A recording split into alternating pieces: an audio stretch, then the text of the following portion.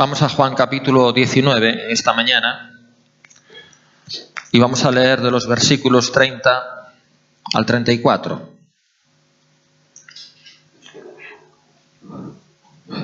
Juan 19, Evangelio de Juan capítulo 19, versículos 30 al 34.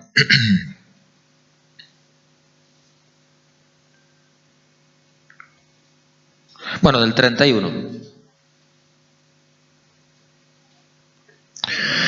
Entonces, los judíos, por cuanto era la preparación de la Pascua, a fin de que los cuerpos no quedasen en la cruz en el día de reposo, pues aquel día de reposo era de gran solemnidad, rogaron a Pilato que les quebrasen las piernas y fuesen quitados de allí. Vinieron pues los soldados y quebraron las piernas al primero y asimismo al otro que había sido crucificado con él. Mas cuando llegaron a Jesús, como le vieron ya muerto, no le quebraron las piernas. Pero uno de los soldados le abrió el costado con una lanza y al instante salió sangre y agua. Y el que lo vio da testimonio, y su testimonio es verdadero, y él sabe que dice verdad, para que vosotros también creáis. Porque estas cosas sucedieron para que se cumpliese la Escritura: no será quebrado hueso suyo.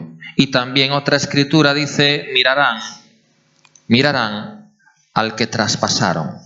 Estaba profetizado que esto iba a ocurrir en la cruz del Calvario, que el costado, el mismo corazón de Jesús, iba a ser penetrado por esa lanza del soldado romano, y de ahí iba a brotar agua y sangre y agua.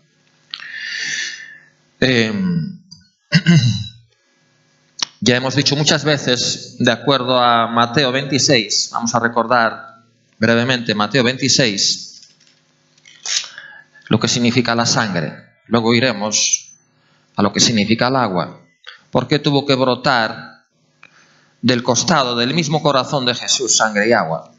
Porque la lanza penetró por el costado, pero llegó hasta el mismo corazón. En Mateo 26, 28, la palabra de Dios declara claramente, vamos a ver también el 27, Mateo 26, 27, y tomando la copa y habiendo dado gracias, les dio diciendo: bebed de ella todos, porque esto es mi sangre del nuevo pacto. Ahora veremos lo que era el antiguo pacto. Esto es mi sangre del nuevo pacto, que por muchos es derramada para remisión de los pecados. Vuelvo a repetir: esto es mi sangre del nuevo pacto, que por muchos es derramada para remisión de los pecados. Es derramada, eso está en presente. Delante del Padre, el sacrificio de la cruz y la sangre derramada por su Hijo está presente. Por eso no somos fulminados. Por eso dice la Escritura que no hemos sido consumidos. Porque cada vez que reclamamos o clamamos el poder de su sangre, reclamamos como una cobertura, algo que nos protege, algo que echa atrás el juicio, algo que echa atrás el castigo. Cuando el sumo sacerdote en el Antiguo Testamento, en el Antiguo Pacto, una vez al año se atrevía a acceder a la misma presencia de Dios, a la gloria que se manifestaba en el lugar santísimo donde estaba el Arca de la Alianza ubicada, una vez al año nada más, tan solo podía aproximarse. ¿Sabéis cómo iba? Con un tazón lleno de sangre.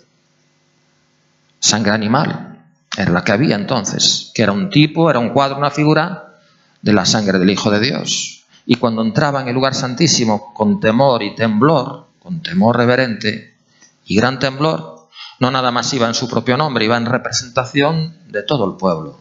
Y lo primero que hacía, nada más llegar allí, bueno, después de haber sido rociada con sangre también la cortina que separaba el lugar santo del lugar santísimo, cuando llegaba al mismo lugar santísimo donde la gloria y la presencia de Dios era palpable, bueno, entraba con una cuerda, por si caía fulminado, lo pudieran sacar de allí, a rastras sin tener que entrar, claro.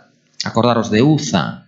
¿Os acordáis cuando David cometió el error de llevar el arca en un carro tirado por bueyes? El carro se balanceó, el arca parecía como que iba a caer. Uza puso la mano y en aquel instante, como si tocara un cable de alta tensión, cayó fulminado. Lo primero que hizo el sumo sacerdote, que hacía cuando llegaba al lugar santísimo, que era derramar la sangre sobre el propiciatorio, sobre la cubierta del arca, donde estaban los dos querubines, ¿os acordáis? El arca tenía una cubierta, dentro del arca estaba la vara de Aarón, estaban las tablas de la ley y estaba el maná.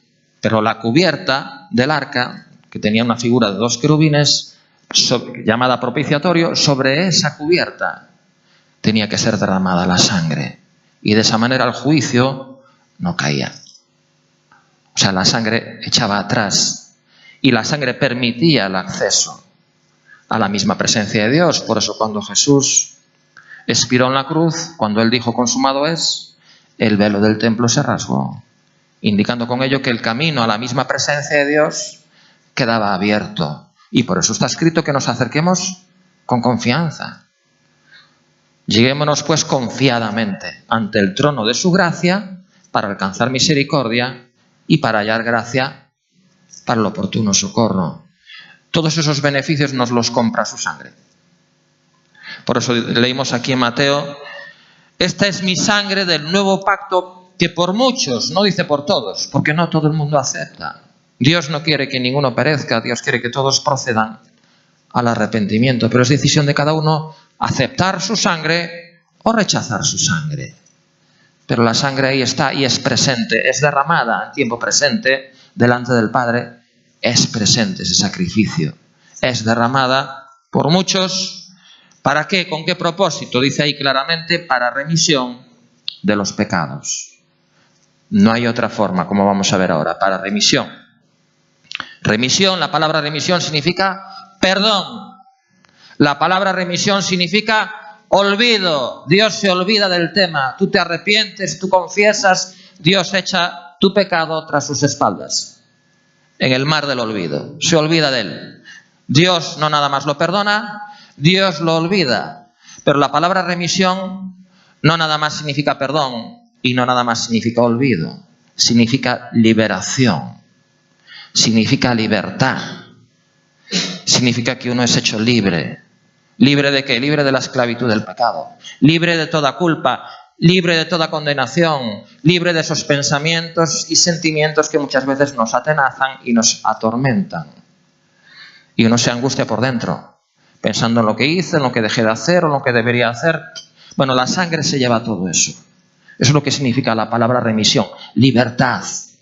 Como está profetizado en Isaías, el Espíritu de Dios está sobre mí porque me ungió Jehová, me ha enviado a proclamar libertad a los cautivos, número 1, y vista a los ciegos, hacer libres a los oprimidos y proclamar el buen año del Señor. Libertad. O sea, la palabra remisión significa que uno es hecho libre, libre de todo sentimiento de culpa, de toda condenación, libre. Cuando no te sientes libre, cuando te sientes oprimido por el sentimiento de culpa, por el pecado propio o ajeno, es el momento de clamar su sangre, porque es derramada para remisión, para que uno pueda ser hecho libre. En Hebreos, para entender bien esto, vamos a Hebreos, vamos a ver qué ocurría en el antiguo pacto. Quienes sabían de esto eran los judíos, el pueblo de Israel. Por eso cuando Pablo les escribe una carta a los cristianos judíos, o a los judíos cristianos, les recuerda lo que ellos ya conocían del antiguo pacto y lo contrasta con el nuevo pacto. Porque Jesús dijo que esta es mi sangre del nuevo pacto. Por eso en Hebreos, vamos a Hebreos, este es un texto que a mí me impacta mucho. Presta atención, fíjate bien el poder de la sangre. Fíjate muchas veces lo que damos por asumido y lo que menospreciamos. Dice, yo no lo menosprecio. Bueno, si no lo usas de forma inconsciente, lo estás menospreciando. De forma inconsciente, porque no lo usas. Fíjate bien cómo se usaba en el antiguo pacto, con sangre animal. Fíjate lo que se hacía con la sangre. Presta muchísima atención. Estoy en Hebreos 9. ¿Estás ahí? Hebreos capítulo 9.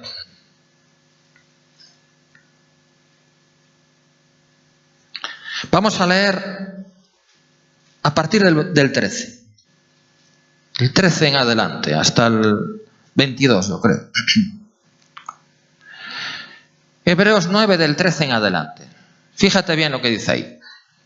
Porque si la sangre, le dice el apóstol Pablo a los hebreos, a los judíos, cristianos, si la sangre de los toros y de los machos cabríos, o sea, sangre animal, sangre de toros, sangre de machos cabríos, y las cenizas de la becerra rociadas a los inmundos, santifican para la purificación de la carne. O sea, aún en la sangre animal hay poder para santificar la carne. Cuanto más la sangre de Cristo, el cual mediante el Espíritu Eterno se ofreció a sí mismo sin mancha a Dios, limpiará vuestras conciencias de obras muertas para que sirváis al Dios vivo. El primer razonamiento que hace aquí el apóstol Pablo. Si la sangre animal tiene poder para santificar la carne, ¿qué no hará la sangre del Hijo de Dios? Es lo primero que les dice. Es lógica pura. Si a los inmundos esa sangre animal de toros y de machos cabríos y de becerros los santificaba, los purificaba, los limpiaba, obraba en sus vidas de alguna manera, ¿qué no obrará la sangre del mismo Hijo de Dios? Si aquella sangre animal tenía poder, ¿qué poder no tendrá la sangre del Hijo de Dios? ¿Cómo esa sangre no va a limpiar vuestras conciencias? En la conciencia es donde está el sentimiento de culpa. Cuando te sientes culpable, ¿eso donde radica? En la conciencia. Ahí es donde está el sentimiento de culpa. Algo he hecho mal. Por eso las cosas me van mal. Y por eso esto y por eso lo otro. Lo único que puede limpiar y lavar ese sentimiento de culpa no es una terapia. Es la sangre. Por eso dice ahí claramente, cuanto más la sangre limpiará vuestras conciencias de obras muertas. De todo lo que tenga que ver con muerte, con corrupción, se lo lleva todo, lo limpia todo. Nada más uno tiene con fe que clamar esa sangre.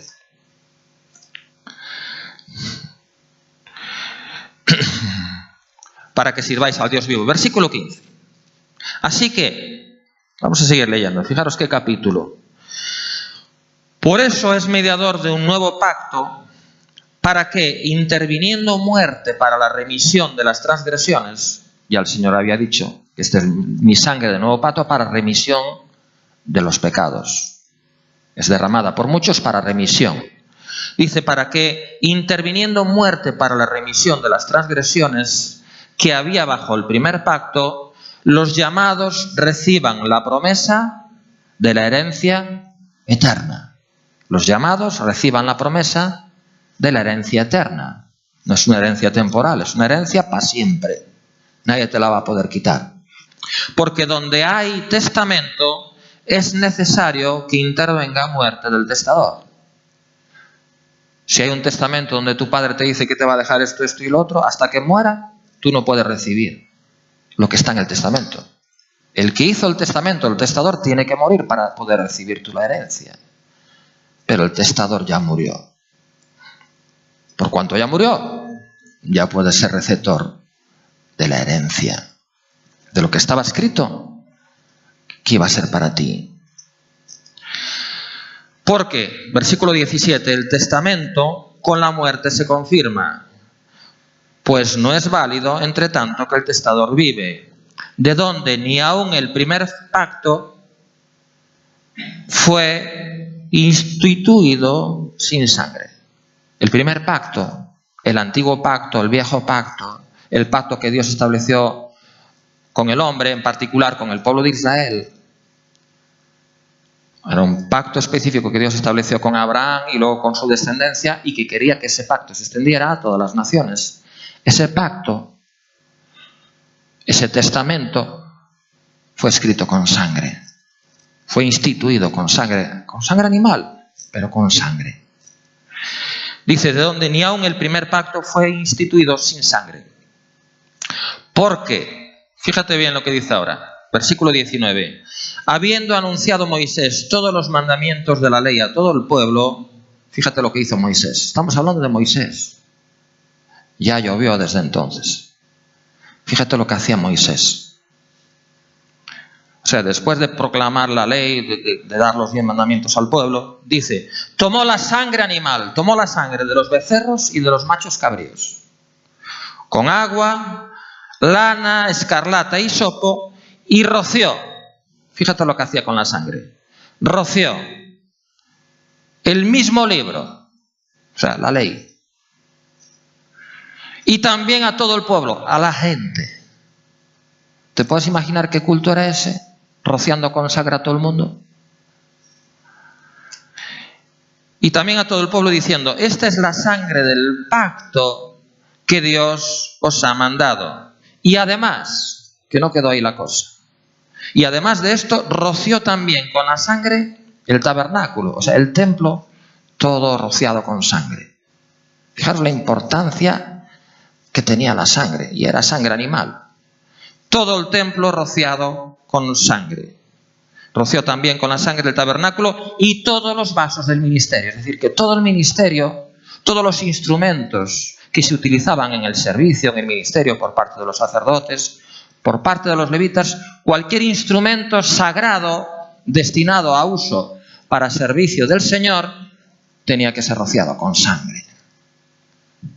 Porque no había otra manera de purificar, sino era a través de la sangre. Y era sangre animal. Así que la gente, el tabernáculo, los utensilios del ministerio y la ley, hasta el libro de la ley, era rociado con sangre. La sangre tenía que cubrirlo, tenía que purificar todo. Porque sin derramamiento de sangre, vamos a leerlo ahora. Y además de esto, versículo 22, y casi todo es purificado según la ley con sangre. Casi todo es purificado según la ley con sangre, y sin derramamiento de sangre no hay remisión. Sin derramamiento de sangre no hay remisión. Sin derramamiento de sangre no hay perdón. Sin la sangre no hay olvido. Sin la sangre no hay liberación. Los sentimientos de culpa no se van a ir. Sin sangre no hay manera en que uno pueda experimentar la liberación de cualquier tipo de opresión, de cualquier tipo de pensamiento o de cualquier tipo de sentimiento. Sin sangre no hay remisión. Por eso lo primero que brotó del corazón del Señor cuando la lanza traspasó su costado, lo primero que brotó fue sangre. Aún el primer pacto, el antiguo pacto, el viejo pacto, tuvo que ser establecido e instituido con sangre, aunque se tratase de sangre animal. Por eso tenemos, dice la Escritura claramente, un mejor pacto. Aleluya. Gloria a su santo nombre. Vamos a 2 de Corintios, capítulo 3.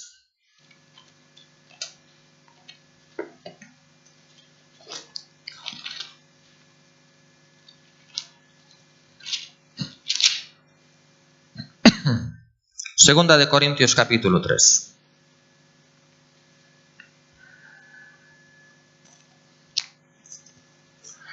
Vamos a leer versículo 5 al 9. Fíjate que tan interesante lo que aquí dice Pablo nuevamente. Segunda de Corintios 3, del 5 al 9. Esto abre mucho los ojos y quita la ceguera al ciego. Dice el apóstol Pablo, no que seamos competentes por nosotros mismos para pensar algo como de nosotros mismos, sino que nuestra competencia proviene de Dios. O sea, Pablo en ningún momento dice que él fuera un incompetente, tal como podemos leer ahora a continuación. En el versículo 6 dice, el cual asimismo, hablando del Señor, el cual asimismo nos hizo ministros competentes. Pablo no era un incompetente, Pablo era un ministro competente.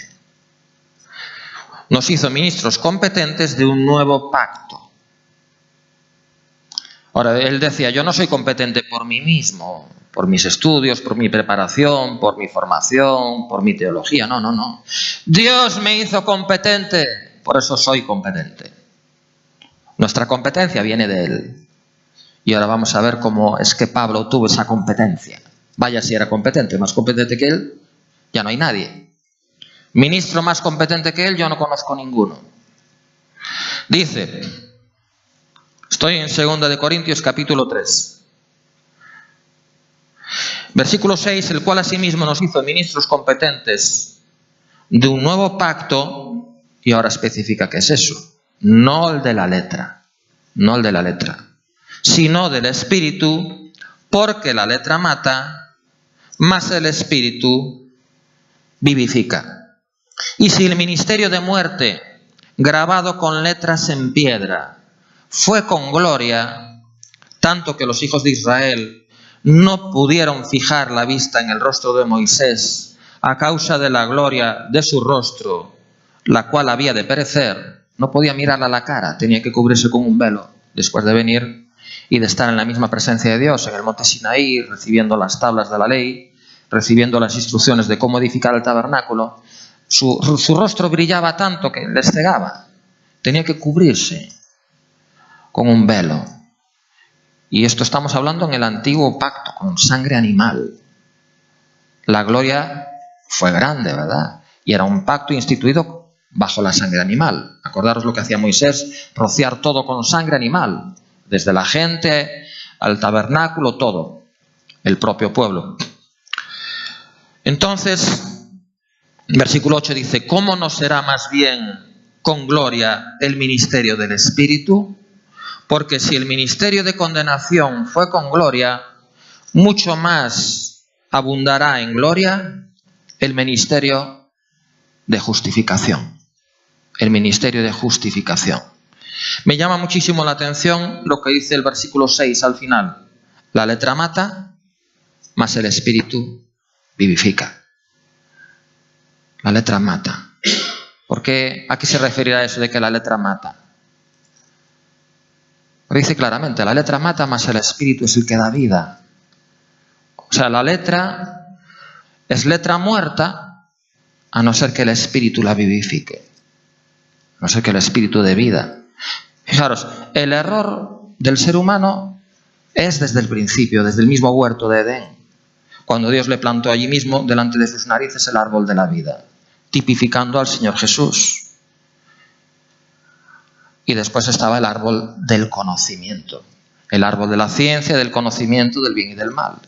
La trampa y el engaño fue acudir al conocimiento, a comer del conocimiento, obviando o pasando por alto, ignorando el árbol de la vida. ¿Qué trajo? ¿Qué trajo ese conocimiento?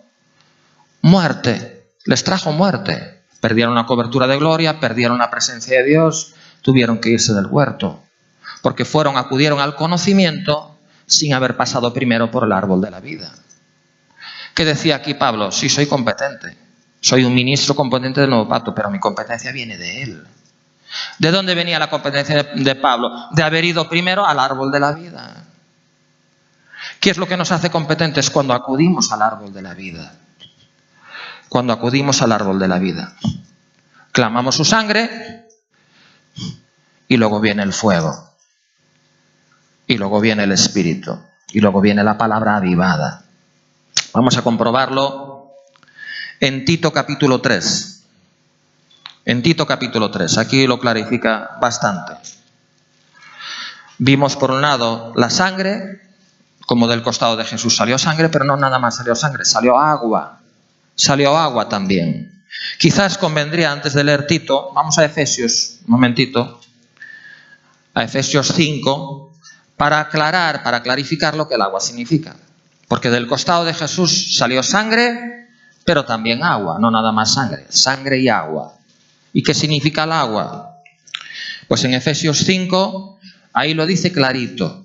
Ya sabemos el propósito de la sangre: instituir un nuevo pacto, remisión de los pecados, que es perdón, olvido y liberación.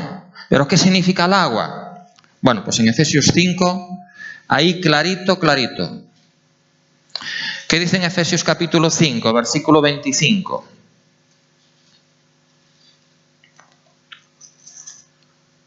Estamos ahí, Efesios 5, 25, dice: maridos.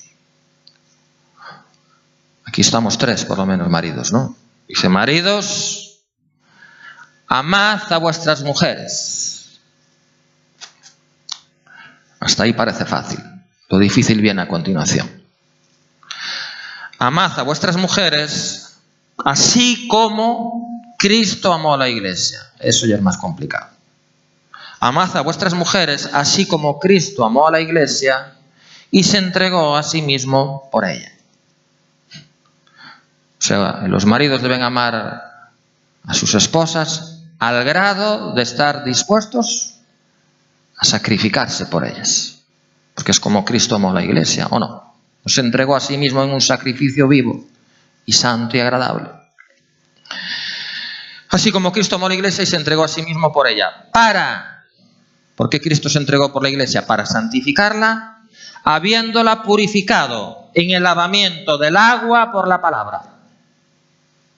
Habiéndola purificado en el lavamiento del agua por la palabra, a fin de presentársela a sí mismo una iglesia gloriosa, que no tuviese mancha ni arruga, ni cosa semejante, sino que fuese santa y sin mancha.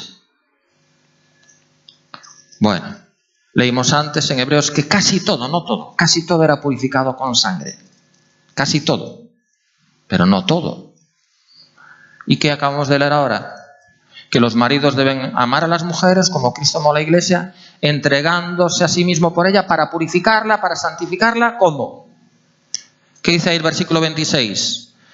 Habiéndola purificado en el lavamiento del agua por la palabra.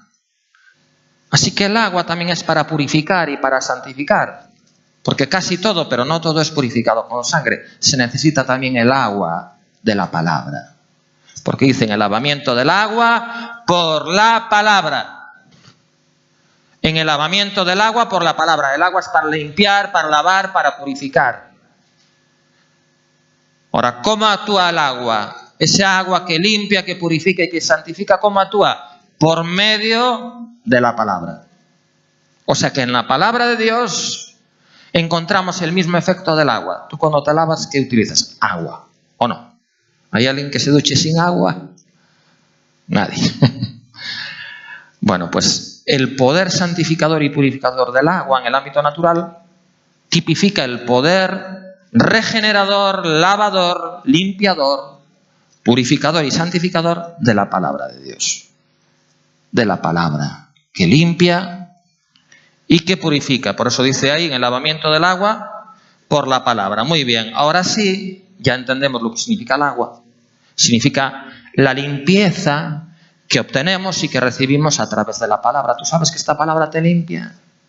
Sí, la sangre te limpia, claro, cuando uno se arrepiente y confiesa y clama su sangre. Pero tú sabes que la palabra limpia también. Y fíjate lo que dice Tito capítulo 3. Ahora sí vamos a Tito capítulo 3. Tito capítulo 3. Por eso es tan importante, además de clamar su sangre, ir a la palabra. Ir a la palabra. Porque ahí hay poder para limpiar, para purificar, para santificar y, como vamos a ver ahora en Tito, para regenerar. Tito 3. Después de Timoteo viene Tito. Tito capítulo 3.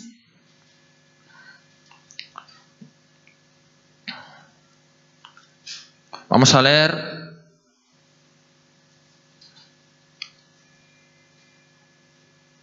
del 4 al 6.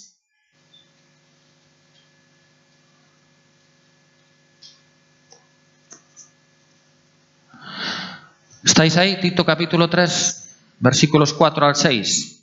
Dice: pero cuando se manifestó la bondad de Dios nuestro Salvador y su amor para con los hombres, nos salvó, no por obras de justicia que nosotros hubiéramos hecho, sino por su misericordia, por el lavamiento de la regeneración y por la renovación en el Espíritu Santo, el cual derramó en nosotros abundantemente por Jesucristo nuestro Salvador. Fíjate lo que dice ahí el versículo 5. Nos salvó, dice, por el lavamiento de la regeneración y por la renovación en el Espíritu Santo. Regeneración. Regenerar es volver a generar, volver a dar vida. Es decir, uno es, como diciendo, es hecho de nuevo. En su mente, en sus pensamientos, en sus sentimientos, en sus obras. Uno es regenerado. Es como hecho de nuevo. Es como si Dios te hiciera de nuevo. Un nuevo día, una nueva oportunidad, un nuevo comienzo, una nueva etapa. Una nueva vida, un nuevo pacto. Regenerado. Por eso es tan importante, si uno se arrepiente de las obras de muerte, de los errores, uno clama su sangre, Dios lo limpia, Dios lo perdona, Dios olvida el pecado, Dios te libera de del sentimiento de culpa, pero uno luego necesita ser regenerado. Uno necesita un nuevo comienzo. Bueno, no quiero volver a cometer los mismos errores del pasado. No quiero ser como la puerca lavada que vuelva a revolcarse otra vez en el barro. Está muy bien lavarse en la sangre, está muy bien sentirse libres de los sentimientos de culpa, pero que no sea para volver luego a cometer otra vez el mismo error y volver a embarrarse. Por eso uno necesita regeneración. Ser regenerado en el Espíritu, nueva vida. Eso es lo que significa la palabra regeneración.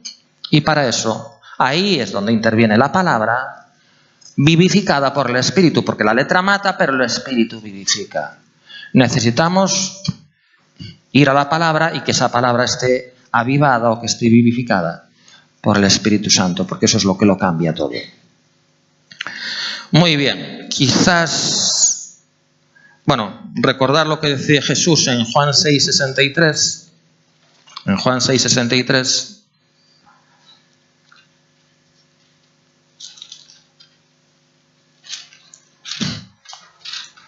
Juan 6:63.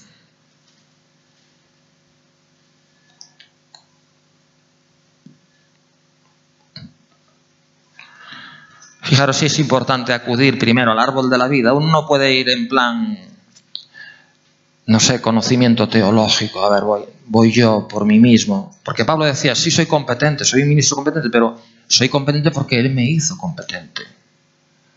O sea, no se puede ir al árbol del conocimiento pretendiendo adquirir conocimiento, obviando el árbol de la vida. No funciona. No funciona. Dice el versículo 63, Juan 6:63, el Espíritu es el que da vida, la carne para nada aprovecha. Fíjate lo que dice ahora el Señor. Las palabras que yo os he hablado son espíritu y son vida. Son espíritu y son vida. Ahí no hay muerte ninguna, ahí no hay letra muerta, pero hay que ir al árbol de la vida.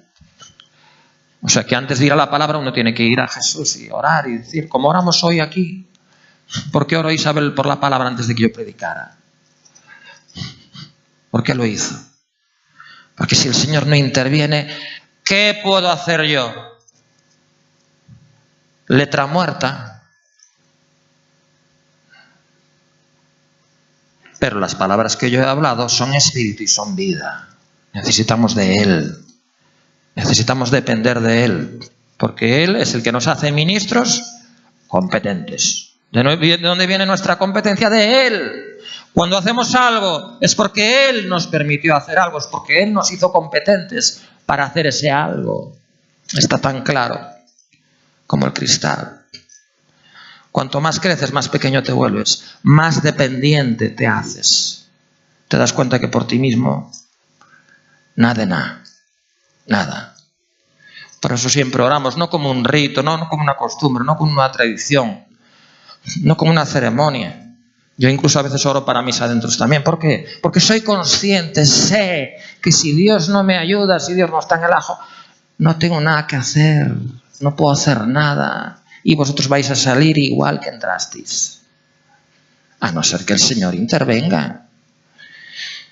Y si algo ocurrió en tu vida, es porque Él intervino. A Él y solamente a Él se ha dado la gloria, toda la gloria. Es porque Él hizo algo a través de mí, sí, tal vez. A pesar de mí, a través de mí, pero Él lo hizo. Por eso oramos siempre. Yo puedo hacer mi parte, yo puedo estudiar, yo puedo preparar, pero sin el Señor, sin el árbol de la vida, es como si yo hubiera ido nada más al árbol del conocimiento. Como hicieron Adán y Eva. ¿Qué voy a ministrar? Muerte. Porque la letra por sí misma mata. Es el Espíritu el que da vida. Pero el Espíritu va a venir cuando vayamos al árbol de la vida. El Espíritu venía sobre Jesús después de que fue bautizado precisamente en las aguas. Vino sobre de Él y decía: este es mi Hijo amado, en el cual tomo contentamiento. Quisiera acabar en 2 de Samuel, capítulo 22. Os fijáis que estamos haciendo hincapié en las dos cosas que son tan necesarias, que necesitamos cada día. No nada más un día a la semana no es suficiente. No es suficiente. Gracias a Dios por este día de reposo que santificamos y que venimos aquí. Qué bueno. Pero no es suficiente. Uno necesita cada día ir al árbol de la vida. Cada día necesita uno su sangre. Y cada uno necesita la palabra. Cada uno necesita ir a la palabra. Cada día. Como te venga mejor. Puedes leerla. Puedes escucharla, en internet hay tantos buenos predicadores. Uno necesita orar primero y siempre algo vas a recibir. Oírla, leerla, escucharla, lo que tú quieras. Hasta tienes mis mensajes en internet, hay un montón de ellos colgados. Si quieres, pues escuchar alguno mío de atrás. Lo que Dios te guíe. Yo no tengo tampoco regla fija. Un día escucho de aquí, otro día escucho de allá, otro día leo, otro día... Por donde cuadre, lo que el cuerpo me pida. Pero procuro siempre que haya algo, que sea una semillita. Procuro, Dios mediante, que todos los días haya, aunque sea un poquito tiempo, ¿verdad? Hay días que uno está más liado que otros. Pero que siempre haya algo de oración, por poco que sea. De hecho, no me siento cómodo ni a gusto cuando voy al trabajo sin haber orado. Es raro el día. Procuro siempre orar antes. Y cuanto más tiempo, mejor. Y si no voy al trabajo, ya tengo esa costumbre, ya tengo ese hábito. No me siento bien si lo primero que hago al levantarme no es orar. Bueno, después de ir al baño, lógicamente. Y de lavarme y de todo eso. Lo primero que procuro hacer es orar. Y si no, no me siento a gusto ni me siento cómodo. Si voy al trabajo sin haber orado, parece que me falta algo. Parece que no voy a gusto. Parece que no. Y sin embargo, cuando oro, pero bien, y yo sé cuando oro bien, ¿verdad? A fondo, y me quebranto y siento la presencia, qué tranquilo y qué confiado voy al trabajo. Yo no tengo temor ninguno a enfrentarme con alumnos, a enfrentarme con problemas, a enfrentarme con lo que sea. Me siento como respaldado, me siento confiado, me siento tranquilo. Respondo de otra manera. No me importa lo que cualquiera me diga, que sé que voy a decir yo lo que tenga que decir y sin problema. Y qué diferente es, ¿verdad? Cuando uno a lo mejor camina mal, cuando uno comete errores, cuando uno no ora, hay como más inseguridad, no te sientes tan confiado, aunque la misericordia de Dios siga ahí. Pero no te sientes, al menos yo, no te sientes tan seguro. No tienes esa confianza, esa tranquilidad, esa seguridad. No la tienes, no es igual, ¿no? Entonces es muy importante, esto es diario, coger el hábito, cada día orar. Luego en la medida que vas cogiendo el gusto, cada vez pues vas dedicando más tiempo, pero ya no por obligación. Por obligación Está bien al principio para coger el hábito, pero luego, cuando le coges el gusto, ya la cosa cambia. Es diferente. Y es muy importante también, ya digo, cada día intentar recibir algo a través de la palabra. Porque del costado del corazón de Jesús no nada más brotó sangre, la cual clamamos y recibimos a través de la oración. También brotó agua. Y eso sabemos ya lo que representa la palabra. No nada más sangre, sino sangre y agua. Para terminar, termino. Segunda de Samuel 22. Segunda de Samuel 22.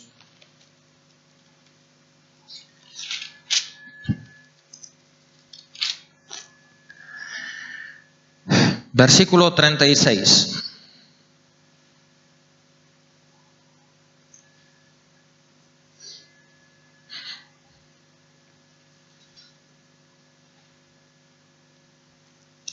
Vamos a leer nada más 2 versículos más y por hoy ya.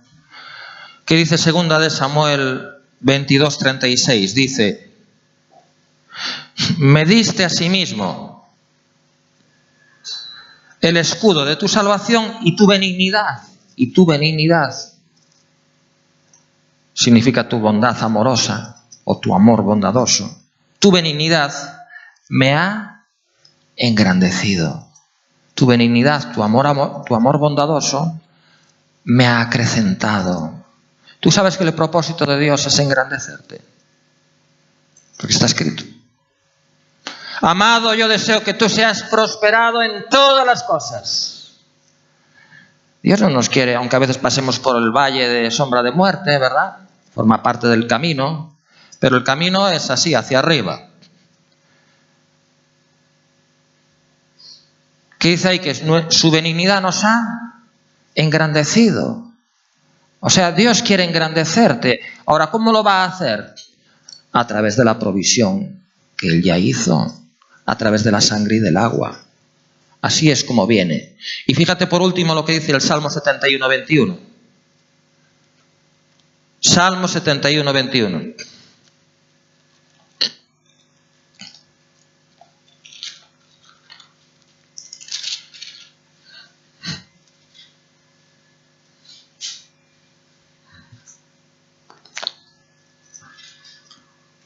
Más claro agua. Salmo 71, 21 dice: aumentarás mi grandeza. Aumentarás mi grandeza y volverás a consolarme. Una luz no se esconde abajo, debajo, no, se pone arriba para que todo el mundo lo vea. Dios tiene un propósito con nosotros y es levantarnos. ¿Para qué? Para que su luz pueda brillar. Por eso nos quiere hacer grandes. No para que nos colguemos una medalla, sino para que luego digamos como Pablo: bueno, soy competente. Sí lo soy, sí. Falsa humildad no. Soy competente porque Él me hizo competente, porque su sangre me hizo competente, porque el agua de su palabra me hizo competente. Claro que soy competente. Gracias a Él lo soy, aleluya. Ponte de pie en esta mañana. Ese es el propósito, quiere engrandecerte. Como dice el Salmo 91, pondrélo en alto, porque ha conocido mi nombre. Me invocará y yo le responderé, aleluya.